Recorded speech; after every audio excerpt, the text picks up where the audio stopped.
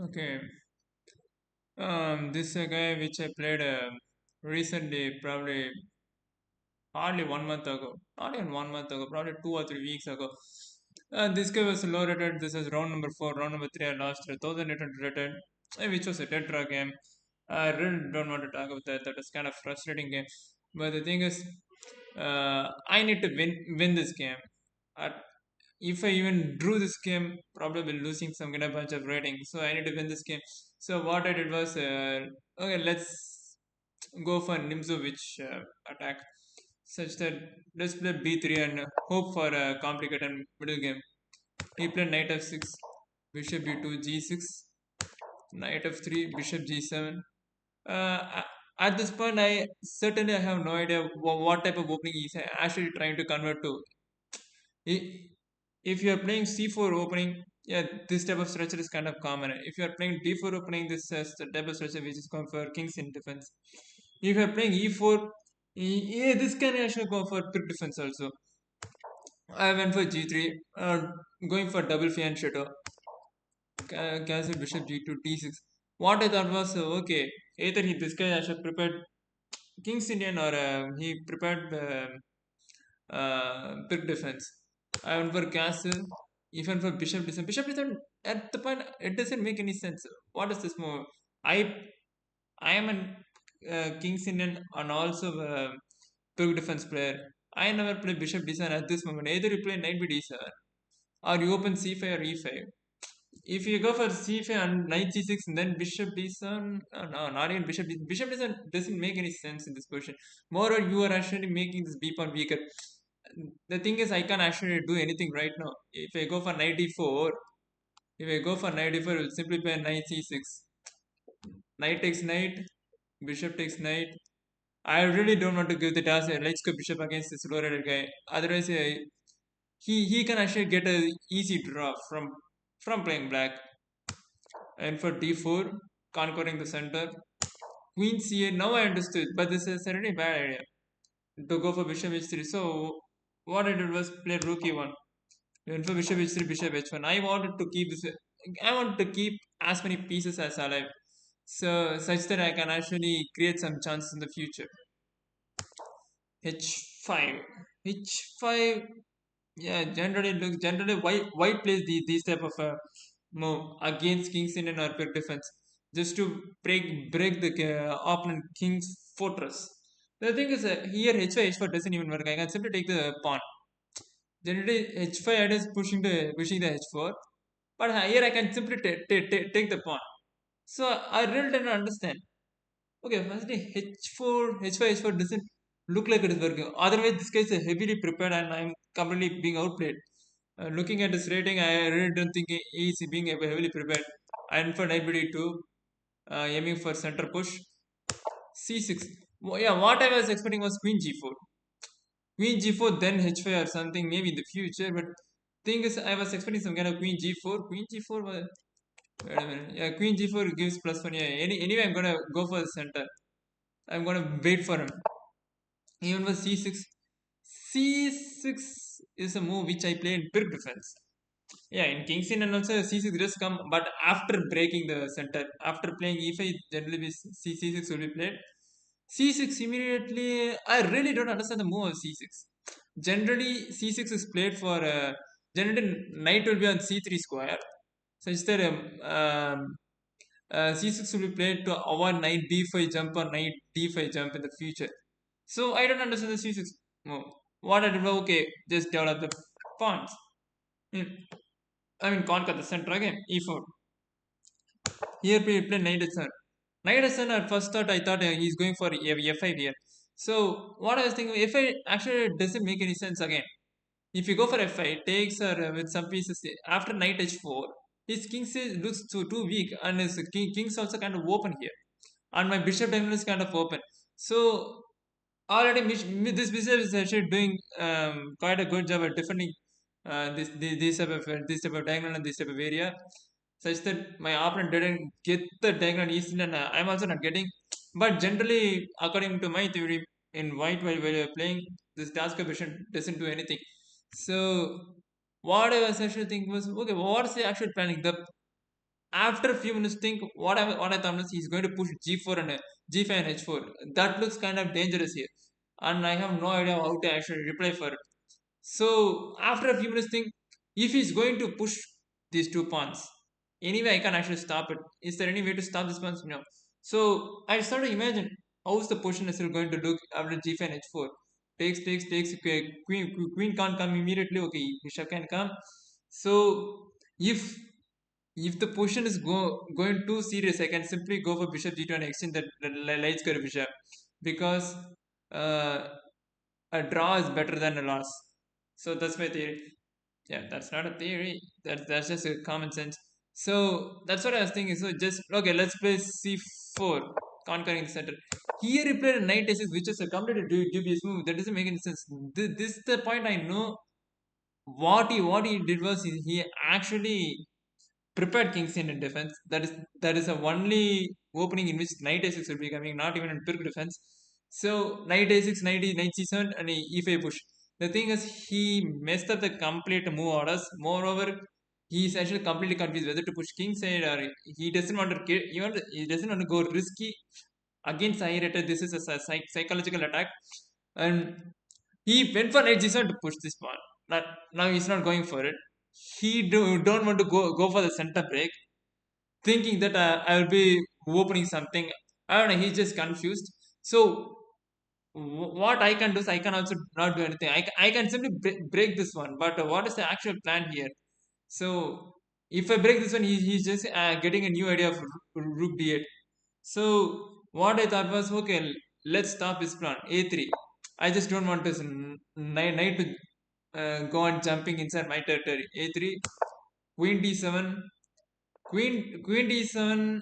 Okay, he's connecting the rook, but overall there's no plan. Queen c2, queen c2. I made this queen c2 because if I'm opening this pawn in the future, I really don't want any queen trade. So you might there's a huge chance that you might actually miss some kind of calculation here. So I really don't want the queen trade. Rook a8. Rookie also never mean that doesn't make any sense. This is a simple one more attack. He's just simply saying to me, I'm just going to push this one next move. So what I did was okay, let's push this one. Now this rook e8 moves actually completely whatever his plan is, he need to rethink his entire plan, right? So he went for knight c7. I went for rook c1.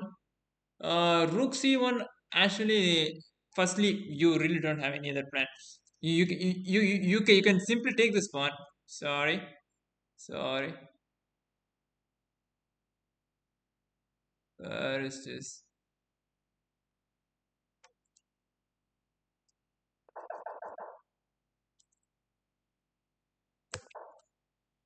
Okay, here you can simply take this pawn. The thing is, after taking this pawn, this here completely open. You really don't want to draw, especially as a completely different defensive player. Look at if you observe all his move up till move number 15, he literally didn't do anything. If anyone is attacking, it is me. So what I thought was okay, you are not going to do that type of nonsense here, right? So what I was doing rook ac1. Rook ac1, what my plan is, if there's any exchange or something, if I'm pushing this pawn in the future, his knight will be the under attack. I'm just putting some kind of pressure here. N for rook d8, N for knight e4. Knight e4 plan is I can go for knight g4 forking this bishop. Yeah, I had knight g5 before itself. Yeah, let me show you every which movement. Instead of e5 here, if I really want to play safely, I can simply play knight g5 and h4 push. So such that is no attack for me. Even knight g5 is engine move. So knight g5, bishop g4, bishop g2, h4. Yeah. So what I'm actually think, what I actually thought was I had this move. So after a long thing, I went for e4. So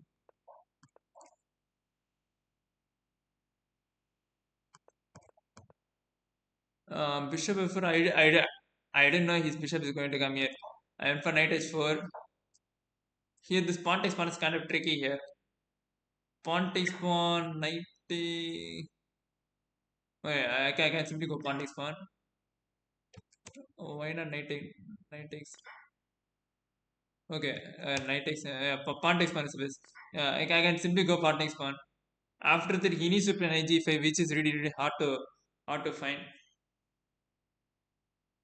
Not so hard. I can go for knight takes bishop, queen takes, knight takes, queen takes. Now I'm having double bishop plus f4. If I play f4 this position, I should be winning this type of position because his pieces are kind of inactive here. So it is really hard for black to play. He has idea queen g4 and h4 in the future.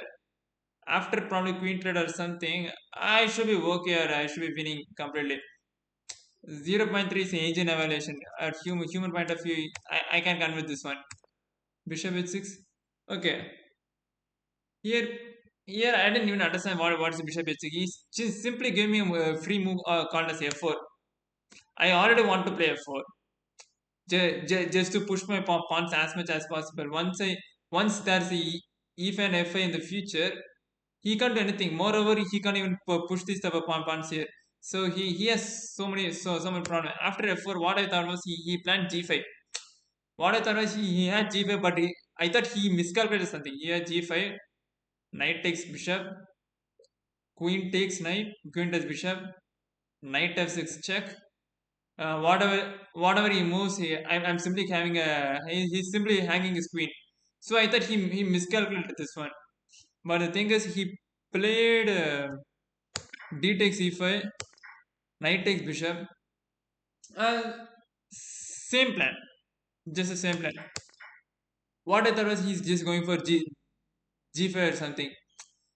If we go for g5 here, I thought he's planning like this: knight takes pawn, queen takes.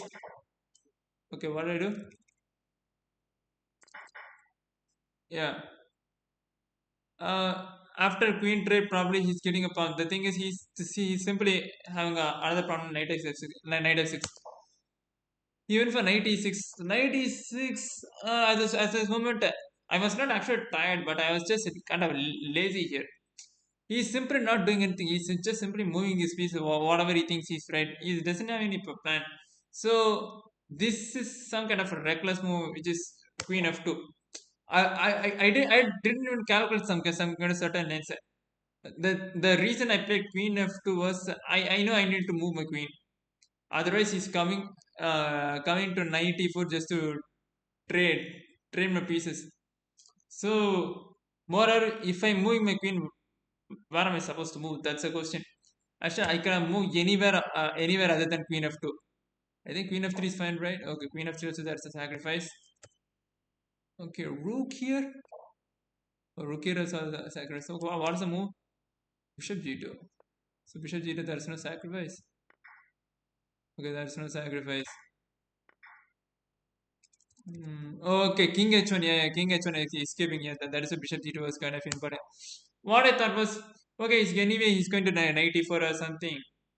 We can firstly queen f2 has another multi-purpose move, which is actually attacking a a7 money. Let's say he is simply moving some kind of rook a knight g7, just simply wasting time. If I start eating his queens at pawns, he will be losing in the end game. After that, I can bravely go on exchange my pieces. There's no problem for me. What he did was he was completely surprised me with bishop takes for which I didn't even calculate. Moreover, this I literally didn't calculate any type of sacrifice. The reason is, look at my opponent. He didn't even play any kind of active moves till now. He had so many breaking opportunities, so many neutralizing opportunities. So what he did was, wait a minute. Okay, what he did was actually didn't do anything. So I literally overestimated opponent that he is not actually doing. He's not going to do anything. He's just going to simply wait and for me to attack. If I make any mistakes, he's going to punish me. The thing is, I never expected sacrificing. Uh, it is not about me seeing the tactical shot. It is about my opponent way. I let's say I just got played some kind of psychological here. You know these type of players don't do something quite risky, right? If you want, if he was a really risky player, he should have pushed this king set pawn too long ago. So I literally overlooked this one. So I took this one. Knight takes. Bishop g2 was forced. Engine said rook c3. I felt bishop g2 was a kind of a good one. Bishop g2, knight 4, queen here. If black wants to play, black's want to play, want play and win, he should have gone for knight takes bishop, which is an advantage for white, but it is really hard to play from white. That's my point. Let's say he went for knight takes rook, which is a logical move. The thing is, let's say he went for knight takes b2, queen takes, knight g4, knight takes is a natural move. After two pawns up, you will be started to exchange. Yeah, after a huge piece, you will be planning to exchange the piece. Right? Knight g4, queen takes. This position is kind of okay. Let's say even if you play queen and king h1, after he started pushing these type of pawns, well, okay. Firstly, this move is insane. You won't be pushing these pawns. You'll be start concentrating on the king side. Let's say you go for rook f1. Now he's activating the rook. So let's say you go for queen here. He just started eating. Okay, he can eat this one. Okay. But if you want to play for win, I thought knight takes bishop was even good. Okay, I was analyzing uh, other variation like queen f2 variation, sacrificing this pawn, take that pawn. Okay, I'm losing my rook. Sorry. So whatever it is. So queen f2 is a huge mistake. Oh, okay, I didn't calculate this one deeply. Hmm. Yeah, bishop takes even. See, actually, I'm in a two pawn down situation, right? Two pawn and a double bishop for a rook scenario. If I take rook takes knight, generally almost every player will go for rook takes knight. Who wants to hang this pawn? So what I actually did was thought for some time. Why not give this pawn? The reason behind sacrificing this pawn is if I open this diagonal completely, this bishop is too good. He doesn't have any dark square bishop to control this one. Okay, he has knight f6, but let's say after two, queen takes pawn, queen f5, and knight f6. After exchanging, if I go for rook f1. This f9 is kind of weak. Let me give you the variation. Queen takes pawn, bishop e7. Yeah, let's say you went for queen f4. First, let's say you go for queen, knight f6, takes, rook f1. So, if you see this line closely, his position is kind of cracked here, right?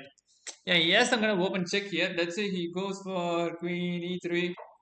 So not queen e3, queen e2. Now here bishop takes x. So this one, I imagine similar kind of position here. So I thought this is not so bad to play. If you want to go for a win, this is the only way to go. So what he actually did was he immediately blundered after queen takes one. Yeah, at this point, this is actually kind of hard to calculate. I remember even with queen e6, he just gave me some kind of huge advantage here. What he should have done was queen f4, rook f1, queen h4. The plan is he has knight g5 in the future. After exchanging a few pieces, my bishop can't actually go anywhere. If even if I manage to go somewhere, only if one rook managed to come inside, my position is getting crashed. So this position is completely zero already. Yeah, this position is completely zero. I won't even say plus 0.7. It's kind of hard to play from both the sides. Not both sides. For white, it's really hard to play. He can simply start pushing the 3 pawns or 4 pawns. It is really hard to control this one. So he just got confused. He went for queen e6, for queen f2. Queen f2 the same plan to just attacking the queen takes a7, which is a mistake apparently. So he went for rook d7, which I did expect it. Yeah, this case a complete defensive player, right? So he's going to defend the pawns. What he should have done is improve his pieces. He already has 2 pawns up. Double bishop is a rook. Anyway, yeah, what he thought was after exchanging one, if I manage to take this b pawn, his c pawn or e pawn is automatically going to fall. Yes, right, obviously. But what is knight and h7 is doing? That's another question, right? He should improve this pieces. He went for rook d7 defending this one. I came back g5. Okay, at last he started to push something to create some chances. I went for rook f1, queen here, going for the checkmate threat. What I thought was f6 was the only move. This is the only miscalculation I did. I thought while I was doing calculation here, I, I mean after g5, I thought f6 was the only move here. So he suddenly played f5. Oh, he can do that. I didn't even know he can go for f5. The thing is, Queen h8 is not an immediate checkmate. He can go for King f7 and walk the king to King e8. After that, yeah, attacking his king is not so easy. After this, he's going to push these pawns. So it is really hard for me. So what I'm for knight c5, rook here, knight takes pawn. By the way, not rook here. Yeah, now he has some good problems here. King f7, queen e5, attacking the rook. The thing is, after attacking the rook, his f1 is falling like anything. So, so, so what am I? Rook d6, knight takes pawn, rook f6, rook f6, another natural move, just to avoid my checkmate threat. Such that he can actually push this pawn and open his queen. Rook d8, yeah, fine. I'm okay. Uh, okay, he's supporting this pawn. Yeah, I went for this pawn, attacking this rook.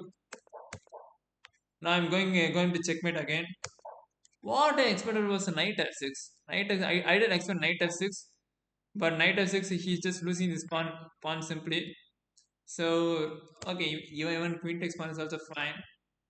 So yeah, anyway, I have huge advantage. Queen f6. I thought for a long time, and for queen c7. What I didn't calculate was what I thought was he needs to move rook here. If we go for rook here, he's completely lost. Yeah, I thought his queen is trapped. Or yeah, I literally thought he needs to sacrifice his rook like something like this. So probably I should be winning these type of positions. What I thought was he's calculating with this one. The thing is I'm not forced to take this rook. I can take this whenever I want. So this is what I was calculating. What he did was queen d6. I thought of taking the queen right away, but the thing is it really easy to win after this position? That's the actual question here. Solra. The fact is actually it is not kind of easy right now. The thing is, after takes whether it's a pawn or a rook, it doesn't matter. Okay, let's say he's actually taking the rook, which makes sense, supporting this pawn. The thing is, suppose if we get lucky, if I make some kind of future mistake in the future, so what my actual problem is, his pawns will be pushing. I can't do anything. So I really don't want to go for the risky move. So what I do is I calculated something for a long line, and for queen a5, even for queen d2, going for the trade, which I did expect he's going to go for the trade. I went for bishop c3, even for queen e3 check. I have a king h1. Okay, up to this position, I did imagine. The question is, now this pawn is kind of weak here. Um, I I can actually take this pawn whenever I want. Moreover, I and this looks like even more double edged position. Like he can push this pawn as fast as possible. Let's say he's going for f5 here. So first his rook is hanging. Okay, he needs to move his rook. I went for rookie. I mean, yeah, I did calculate this right. Queen f2. What I thought was I can simply go for bishop takes c6. I had so many moves. I can play knight d6. I can play any other move. I went for bishop takes c6. I thought it was the best move. The thing is, he had knight. What my actual calculation? If he takes rook takes bishop, I can go for check. King h king. Sorry, not king. Rook f8 or knight f8. Anyway, I'll be getting the rook back. So moreover, I'm not having any type of check here.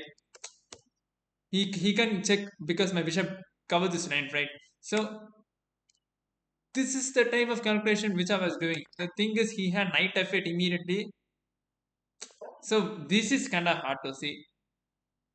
So I can come bishop to g2 again. Now he can start pushing this pawn. I'm just giving a pawn push for free.